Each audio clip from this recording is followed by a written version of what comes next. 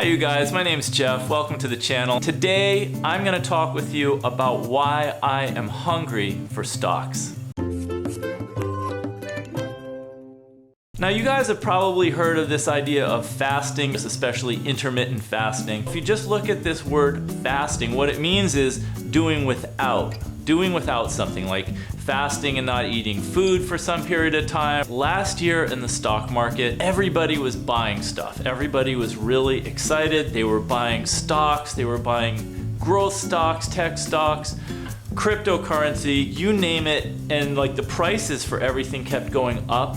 And this just encouraged people to buy more and more stuff. And anybody who didn't invest in the stuff that had gone up 30, 40, 50, 60, 100% was stupid.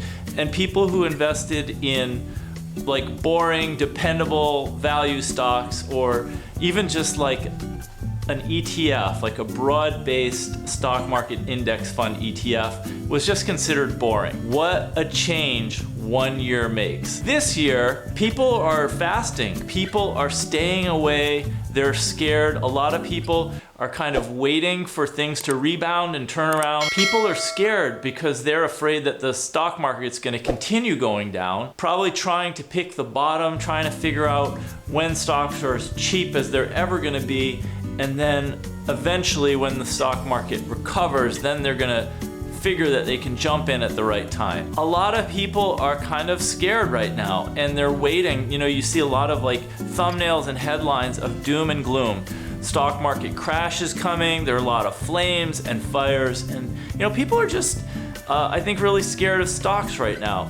And what I want to share with you guys, and this is based on, I've been investing for years. I've made a point to continue investing no matter what the market did.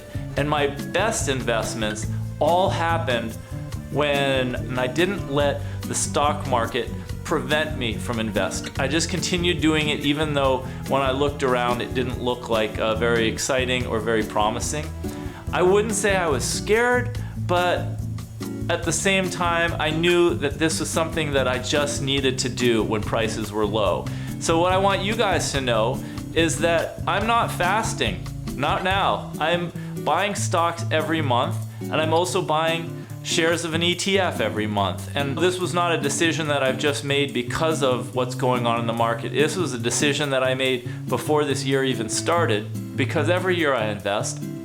And I just want to make sure that just because the fear on the street is bad, that's not going to affect me buying stocks. Because last year when everybody was greedy, everyone was excited, well, those stock prices were high. They were really high, especially compared to where we are today. So for me, I don't want to let off on the gas pedal just because prices are lower. In fact, to me, that's exactly the opposite way of investing, how it should work.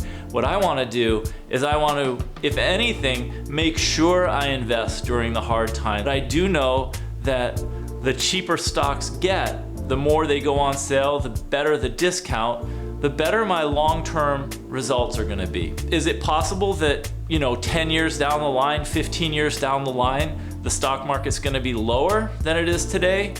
Yeah, if I were to look at what's happened within the United States going back 10, 20, 30, 40, 50, 60 years, there's pretty consistent growth of our economy. The stock market has followed the increases in growth in corporate profits. And so I'm really not worried. I just don't get thrown by the short-term fluctuations. So anyways, this is what I wanted to share with you. I've mentioned it in some other videos. To keep things really simple, I just use an index fund ETF. I choose VTI. I don't think it's necessarily better, nor is it any worse than a lot of the other ETFs out there.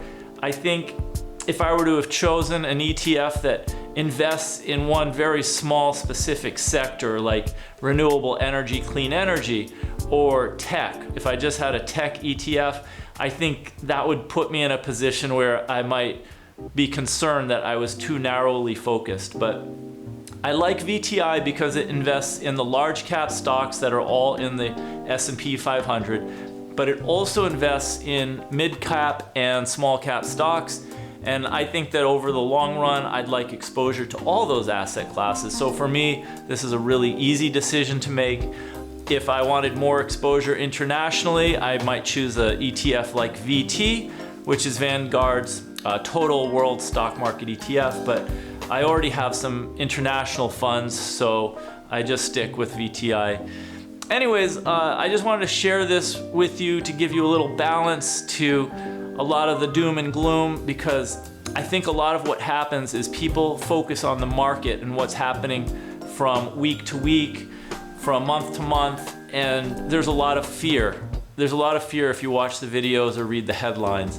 And just coming from somebody who's been investing for several decades, I can tell you, and through several market cycles, that tough times never last, but tough people do. And part of being tough is not being swayed, not being scared, not stopping investing in stocks because they're on sale. And if you just think about that, where else, when you get a 15 or 20 or 25% discount, do you not want to buy something? But then when it's full price or full price plus 30%, you really want to buy it. You get excited to pay more. So we're in one of those situations where, at least compared to last year, everybody was greedy and now everybody's fearful. And so I'd rather make sure at least that I'm buying this year. And I will continue to invest every month. On my channel, I'm going to be posting some of the investments that I've made over the last month or so, just so you can see kind of what that looks like when I buy shares of an ETF. If you invested a lot last year in 2021, then the question you just need to ask yourself, if you're not investing this year, is what was it about last year that appealed to you, and what is it about this year that scares you? Just make sure that you're not letting the market influence your behavior too much. Cheap stocks never come with a rosy forecast. And what I mean by that is the times when it's been best to be an investor and buy stocks or ETFs when they're really cheap, that's when people are most fearful. That's when people say, you know what, the stock market is dead money, it's not going anywhere, or the market's gonna crash another 50% or 30%, or we're going into a recession and you don't wanna be in the stock market. That's usually what people are saying. That's what the headlines are suggesting when you watch TV or you watch YouTube videos. So if you're waiting for a good forecast, if you're waiting for somebody to say, like, ring a bell and say, now is a good time to invest, the market's going up, that's just not how it works. By the time you wait and everything has turned and there's a cheerful feeling in the stock market, that's when the prices are already high. Every month I'm making a periodic investment into the ETFs, and I'm making a periodic investment into my stocks that I have the highest conviction in, and I'm just sticking with the system, I'm sticking with the plan, and this helps me. The market going up gives us this positive feedback that you're doing the right thing. And this is why most people suck when it comes to investing in stocks, because the times you want to buy are when things are cheap and when there's a lot of bad news and doom and gloom. So that is my message for you. That's my take-home message,